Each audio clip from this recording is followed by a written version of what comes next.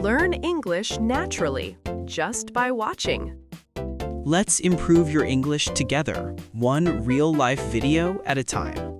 Hey everyone, welcome back to English with me. I'm Olivia. And I'm Jacob. How's it going, Olivia? I'm good, but a little sleepy. I was scrolling on my phone until late last night. That's actually perfect, because today's topic is all about mornings. We're talking about building a healthy morning routine to boost your focus and your English. Yes, so if you're learning English, this episode is for you. We're going to talk about simple habits you can do every morning to learn faster without stress. And don't worry, we'll keep it simple. Easy words, slow pace, and lots of examples from our own lives. Exactly. So let's get started. Jacob, be honest. What's the first thing you do when you wake up? Oh, I check my phone immediately, like before I even open my eyes properly. Same. Most people do this. It's called the morning scroll. Right, and it feels harmless, but it's actually a big problem. Our brain gets a little hit of dopamine. That's a chemical that makes us feel good every time we see a new notification or a funny video. So our brain says, more, and we keep scrolling. Exactly. And here's the thing. This dopamine loop can destroy your focus for the rest of the day. If you start your morning with random content, your brain gets used to fast, easy entertainment. Then, when you try to focus on something harder, like learning English, it feels boring. That makes so much sense. I always feel scattered after I scroll for 20 minutes. Scattered. Good word. It means you can't focus. Your thoughts are everywhere. Thanks. So here's an interesting fact. The first 30 minutes after you wake up are actually special for your brain. Yes, scientifically, your brain is in a calm, relaxed state right after waking. It's more receptive, more open to new information, especially language. So if you use those first 30 minutes for English instead of social media, you're working with your brain, not against it. It's like, imagine your brain is a sponge in the morning. It absorbs things easily, but if you fill it with random videos, you waste that sponge time. I love that image. A sponge full of cat videos instead of English vocabulary. Exactly. So the first step is simple. Instead of opening social media first, try opening something in English, a podcast, an article, anything. This is about shifting from being reactive to being proactive. Can you explain that a bit, Olivia? Sure. Reactive means you just react to whatever pops up, a notification, a message. You're not choosing, you're just responding. And proactive means you decide in advance what you want to do. You take control.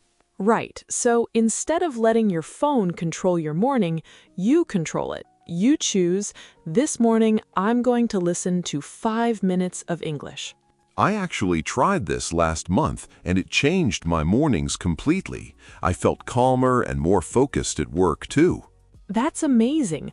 Okay, let's move to our next big idea, habit stacking. Ooh, I like this one. Can you explain what habit stacking means? Of course. Habit stacking means connecting a new habit to an old habit you already do every day.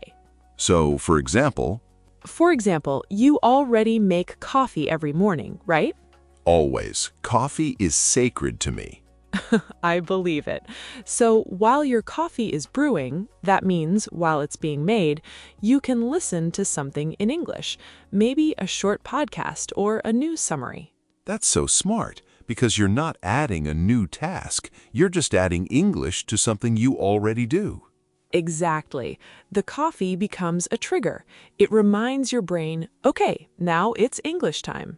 I do something similar. While I make breakfast, I listen to a short English podcast. It's only 5 or 10 minutes, but it adds up. That's the idea. Small actions repeated every day become powerful over time. Now, here's a modern idea, using AI tools for news summaries. What do you think about that, Olivia? I think it's great, especially in 2026, because AI can give you short, simple summaries of real news with vocabulary that's actually relevant today. So instead of reading an old textbook with outdated words, you learn words people are actually using right now. Exactly. For example, words about technology, climate, or trends, words you'll hear in real conversations. That's much more useful than memorizing a list of random words from a book. One more thing about habit stacking, creating an English zone in your home. What's that exactly? It's a specific place, maybe a corner of your kitchen or a chair near a window, where you only do English activities. No distractions, no phone notifications. So your brain learns, when I sit here, it's English time. Exactly. It's like a signal. Your brain switches into English mode automatically. I think I need to create one of these. Right now, my English zone is my bed, which is also my sleep zone and my phone zone. That's a problem. Too many zones in one place. True. Okay, let's move to the next part. What did you call it again? Active output in total silence. That sounds a bit mysterious. It's actually really simple. It means even when you're alone and quiet, you can still practice speaking English out loud. Like talking to yourself? Yes. For example, when you wake up, instead of just thinking about your plans for the day, say them out loud in English. Today I need to finish my report, go to the gym, and call my mom. Perfect example. By saying it out loud, you're practicing real sentences, real grammar, without any pressure. Because nobody is listening, so you can't feel embarrassed. Exactly. And this leads to one of my favorite techniques, the shower soliloquy. What? The shower soliloquy. A soliloquy is when someone talks alone, expressing their thoughts out loud, like in a play. Oh, like actors do on stage. Exactly. So the idea is, while you're in the shower, practice speaking English to yourself. Talk about your day, your feelings, your plans, anything. That's actually genius, because the shower is private, relaxing, and you have a few minutes with nothing else to do. Right. And it helps you practice longer, more complex sentences because you're not rushing or worrying about a real conversation partner. Do you do this, Olivia? Honestly, yes. Sometimes I describe my dreams in English, or I practice explaining something complicated, like a recipe or a work project. I love that. I think I'll try it tomorrow, though my family might think I'm a little strange if they hear me talking in the shower. Just tell them it's English homework. Good idea. Okay, here's another modern tool, voice to text. Yes, this is a great one.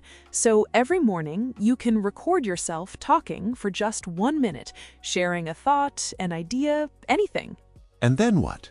Then you use a voice-to-text tool to turn your speech into written text. Ah, so you can see your words written down. Exactly. And then you check it. Are the sentences correct? Did you use the right grammar? It's a quick way to notice your mistakes.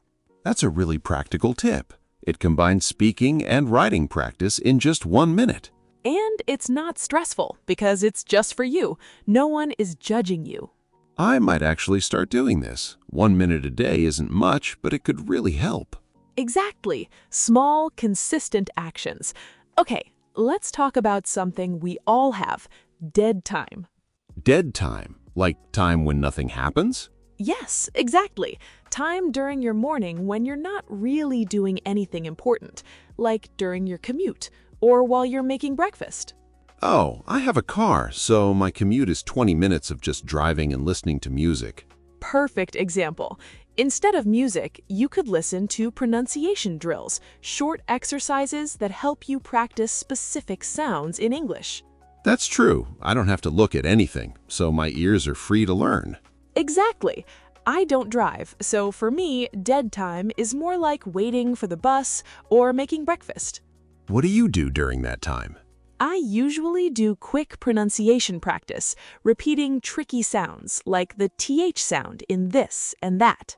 That's a tricky one for many learners. It is. And here's another cool idea, using smart home devices.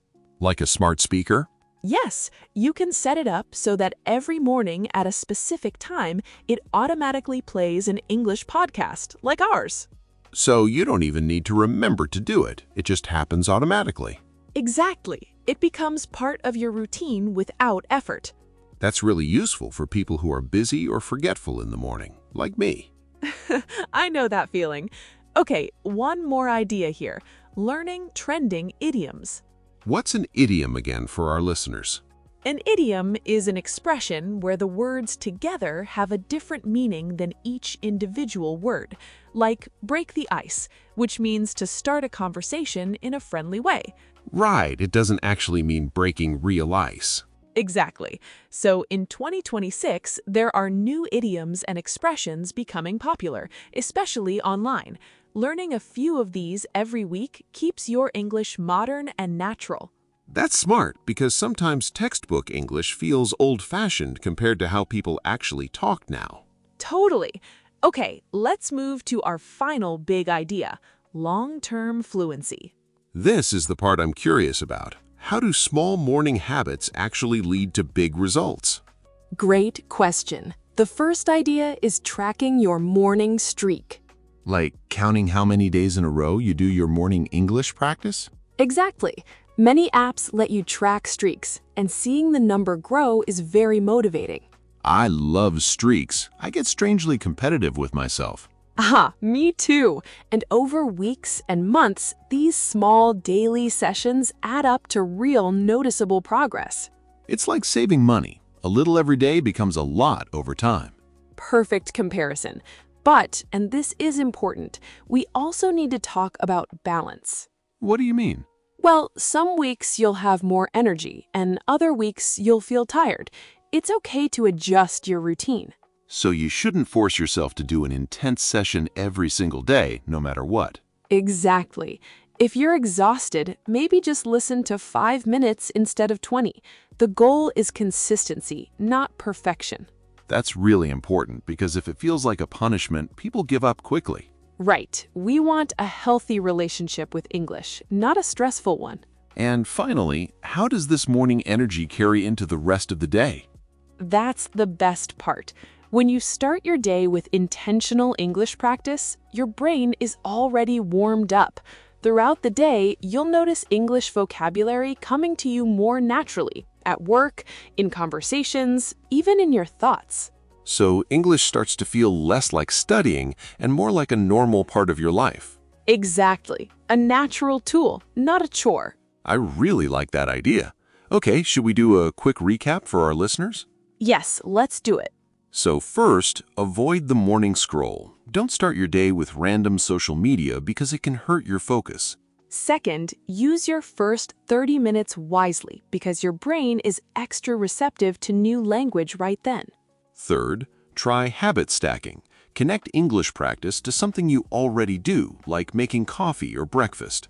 Fourth, create an English zone at home and try AI news summaries for fresh, modern vocabulary. Fifth, practice active output. Talk to yourself. Try the shower soliloquy or record a 1-minute voice memo and check it with voice to text.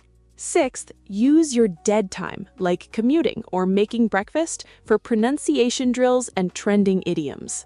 And finally, track your morning streak, but stay flexible based on your energy so English stays enjoyable, not stressful.